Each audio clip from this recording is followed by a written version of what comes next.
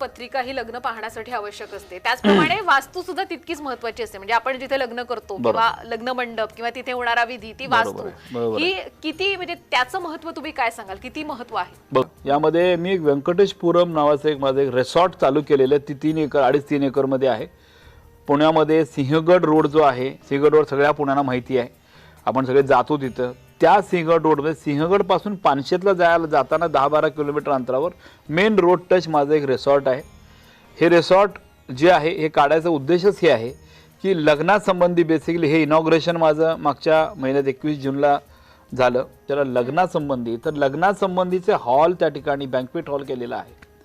त्याबरोबर त्या ठिकाणी ओपन लॉन पण आहे आणि उत्तरेला पाणी आहे डायरेक्ट. मग नदीला लागूनच उत्तरेला माझ्या हॉटेलला रिसॉर्टला लागून उत्तरेला पाणीच आहे की त्यामुळे तो कुठलाही लग्न, कुठलाही साखरपुडा, कुठलंही तुमचं काय डोहाळे जेवण असेल, कुठलंही प्रोग्राम वाढदिवसाचा वगैरे असेल, तिथं त्या ठिकाणी सक्सेस होणार. कारण उत्तरेला पाणी असतं म्हणजे साक्षात त्या ठिकाणी सर्व देवतांचा आविष्कार असणं. त्याबरोबर त्या ठिकाणी महादेवाचं मंदिर 1000 वर्षापूर्वीचं पुरातन मंदिर पण त्या ठिकाणी आहे आणि लग्नासंबंधी हॉल आहे.